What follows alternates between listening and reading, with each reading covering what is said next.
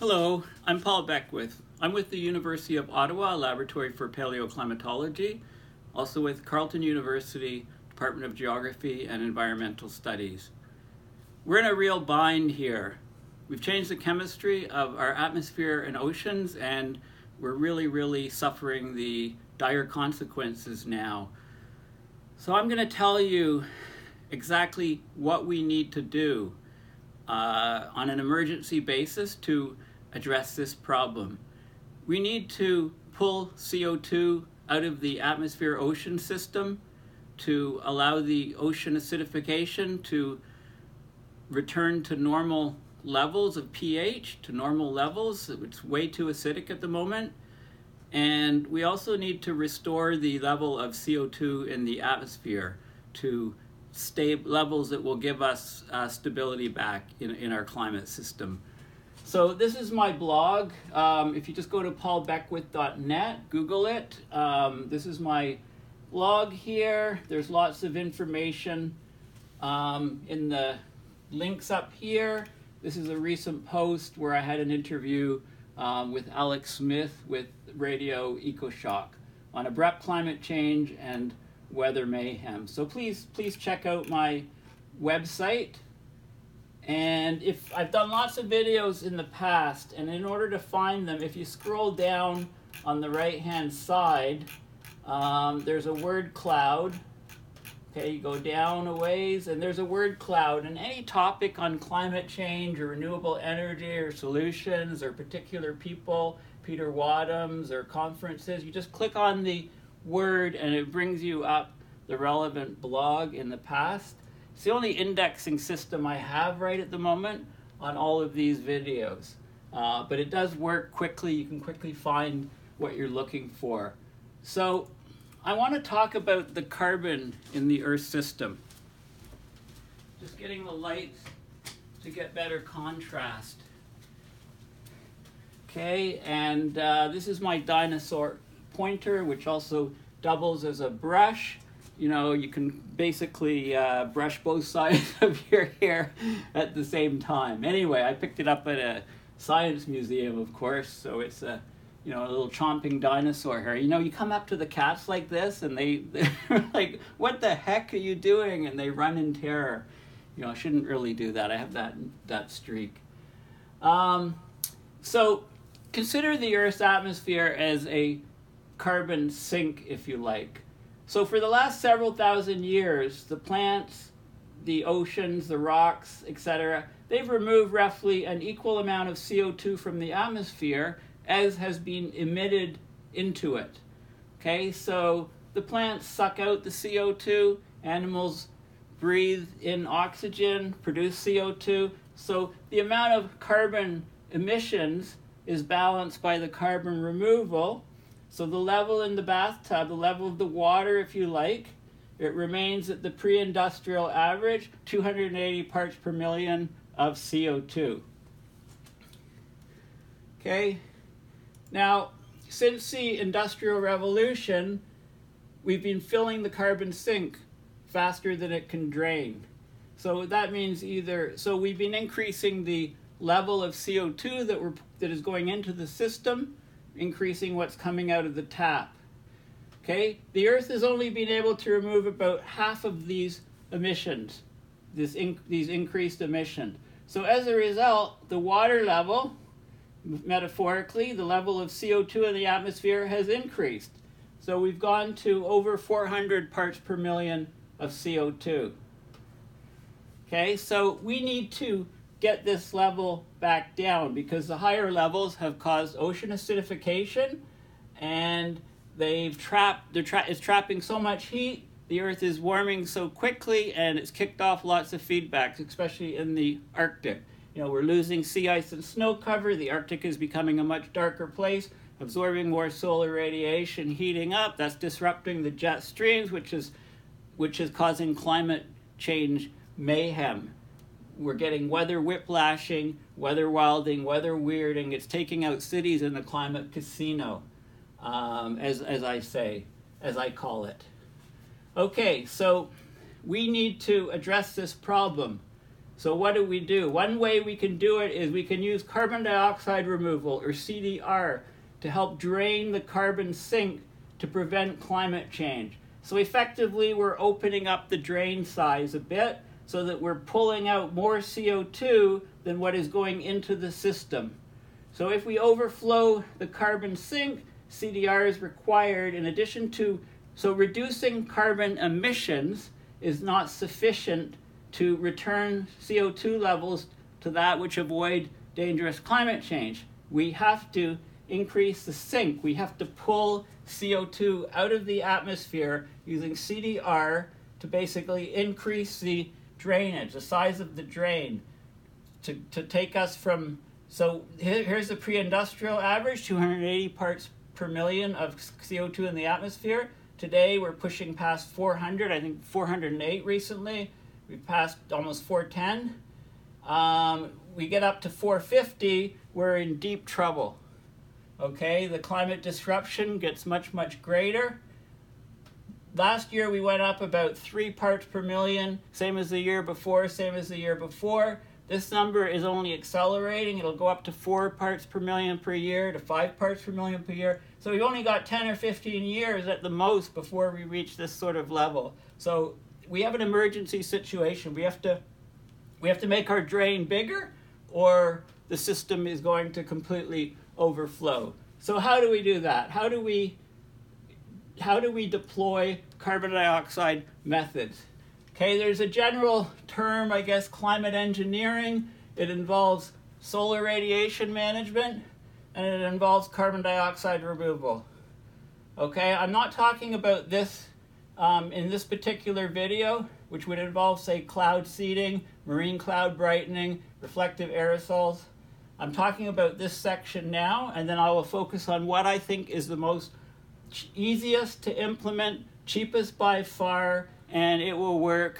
And I think we could have a huge reduction of CO2 levels in the atmosphere and in the ocean systems within a few decades using this ocean iron fertilization technique. Okay, whether it be, the key lies in phytoplankton. We've decreased the amount of phytoplankton in the oceans by 40 to 50% in the last 4 or 5 decades, and the oceans are suffering as a result of that. We've lost 90% of the large fish in the ocean. If we restore the phytoplankton in the ocean, then we can stimulate phytoplankton blooms. We basically develop pastures in the ocean of phytoplankton, and that can re-energize and redevelop and reinvigorate the marine food chain, which will suck huge amounts of carbon out of the atmosphere very quickly. So this is a method that has the best options. There's about a dozen startup companies that are looking at CO2 air capture, okay? Creating basically artificial trees to suck CO2 out of the atmosphere on the land. There's biochar, which can be put into the soils to make them more fertile and store more carbon. Afforestation is putting forests where forests didn't exist before. Just stopping deforestation would go a long way to doing that sort of thing.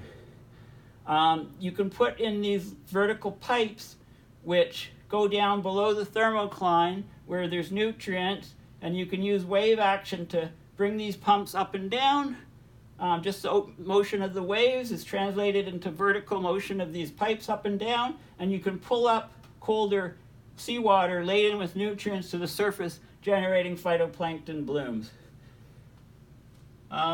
There's talk of things like bioenergy with carbon capture and storage. You grow lots of extra forests, then when you burn the material to use them as fuels, you capture the carbon directly. Okay, but we talk about things that are on the land, we ignore things that are on the ocean, and we got to stop doing that. Okay, why ignore 71% of the surface of the planet? Okay, so carbon dioxide removal. Okay, there's a number of technologies. We want large-scale removal of CO2 from the atmosphere. So I talked about BECCS, bioenergy with carbon capture and storage, biochar to enhance storage of carbon in the soils and make the soils more fertile, Ocean fertilization, putting nutrients, iron in particular, is a micronutrient in the ocean. Enhanced weathering, direct air capture. These are all different ways that are being considered. So just find this carbon dioxide removal on Wikipedia and have a look through it.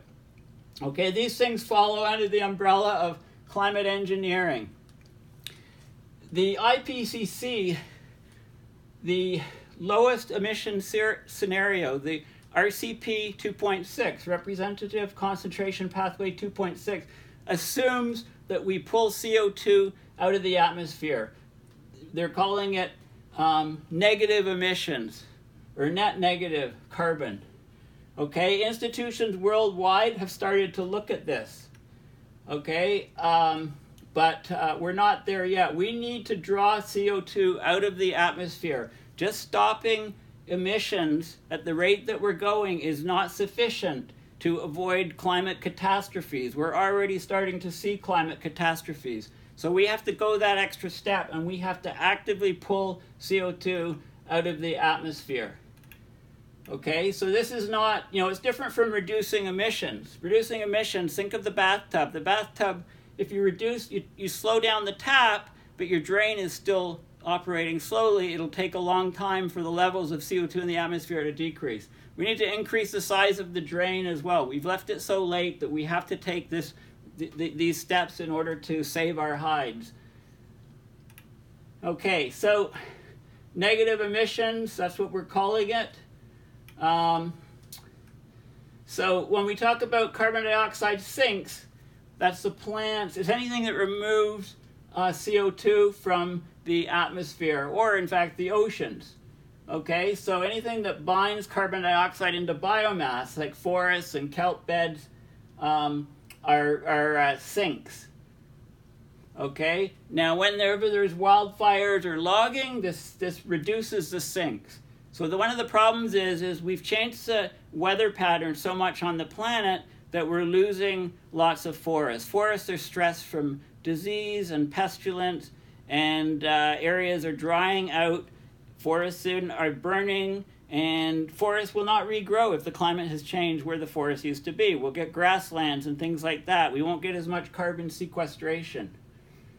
Okay, so we need this carbon dioxide removal technology.